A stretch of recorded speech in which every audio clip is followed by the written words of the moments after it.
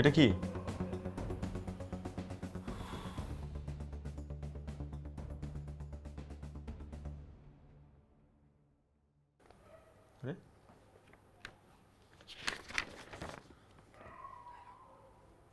আমি জীবনে অনেক খারাপ কিছু দেখে বড় হয়েছি, তোকে কখনো শেয়ার করা হয়নি।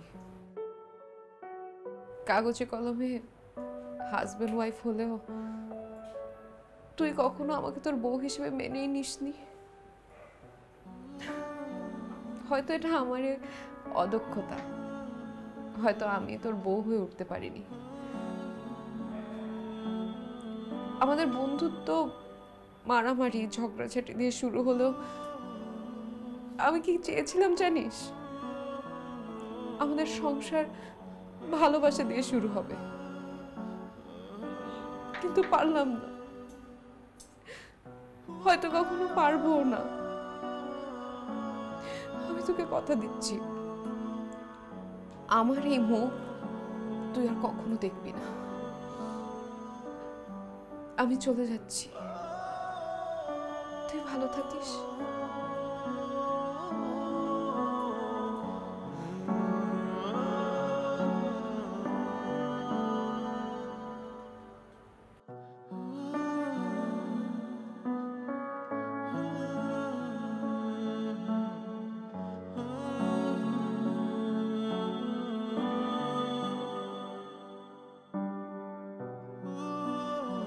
How dare you?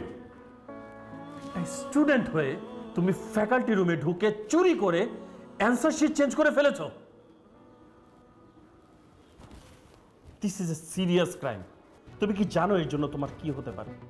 You can go to jail. তোমার পড়াশোনার কেরিয়ার সম্পূর্ণরূপে নষ্ট হয়ে যেতে পারে। ছি রাইসুল, ছি ছি ছি। তুমি তোমার নিজের কেরিয়ারের সাথে সাথে মালিহার কেরিয়ারটাও নষ্ট করে ফেললে। স্যার প্লিজ স্যার, ওকে কিছু করবেন না স্যার। স্যার ওকে কোনো পানিশমেন্ট দিবেন না স্যার, এখানে সব দোষ আমার। স্যার অন্যায়টা তো আমি করছি sir. Sir please sir, sir sir আপনি আমাকে যে শাস্তি দিবেন স্যার আমি মাথা পেতে নিব স্যার, কিন্তু স্যার ওকে কিছু করবেন না স্যার, প্লিজ ওকে মাফ করে দেন স্যার, এখানে ওর কোনো দোষ নাই স্যার। এত ইজি সবকিছু? আমি সবকিছু কি তোমার কথা মতোই হবে?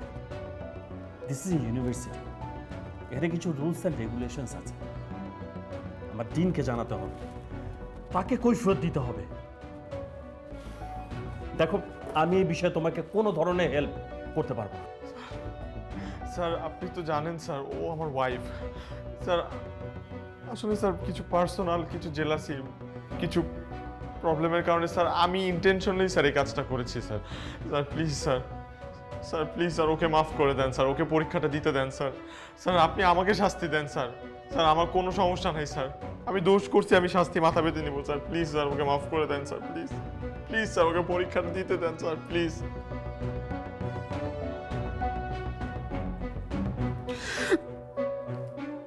Please sir.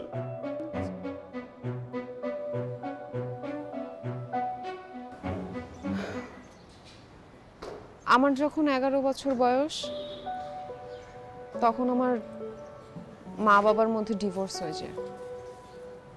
সেই থেকে আমার মায়ের আমাকে নিয়ে স্ট্রাগল করা শুরু। 3-4 বছর আমাকে নিয়ে সারভাইভ করার পর সে ডিসিশন নেয় আমার ভবিষ্যতের কথা চিন্তা করে হলেও তার হয়তো কাউকে বিয়ে করা উচিত। শুধু যে আমার কথা চিন্তা করে সে বিয়ে করেছে সেটা না, সেও চেয়েছিল একটা ভালো মানুষ, একটা গুড সোল বাকিটা জীবন তার পাশে থাকবে। কিন্তু আমার মা যাকে বিয়ে করে সে ভালো মানুষ ছিল না, সে ছিল খুবই জঘন্য একটা মানুষ।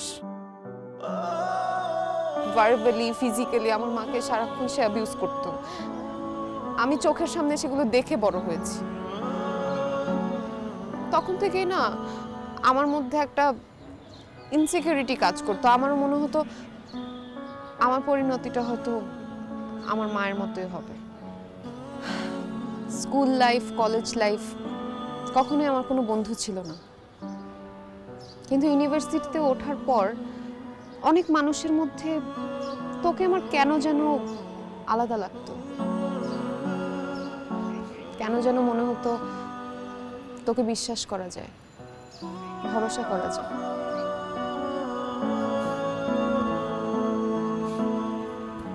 তো আনফরচুনেটলি আমিও আমার মায়ের মতো একটা ভুল ডিসিশন নিয়েছিলাম।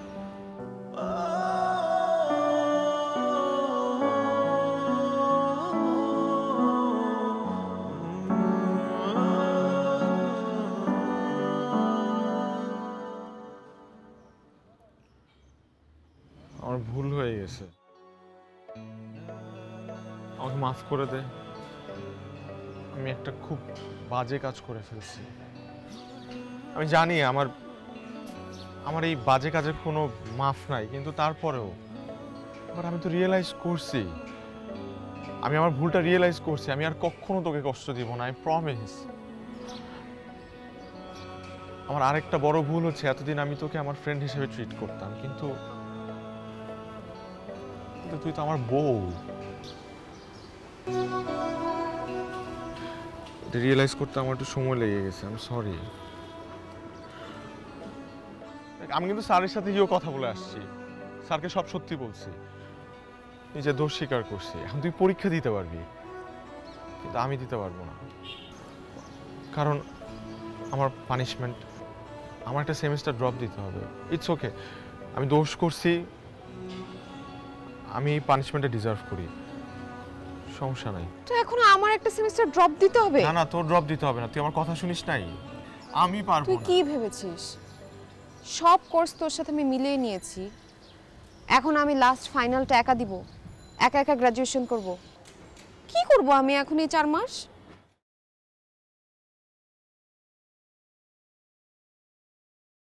সংসার করবি? এতদিন তো মারামারি করছি, ঝগড়াঝাটি করছস, এখন না একটু সংসার করি? বউয়ের খেদমত কর। তুই স্বামীর খেদমত কর, চল। সরি।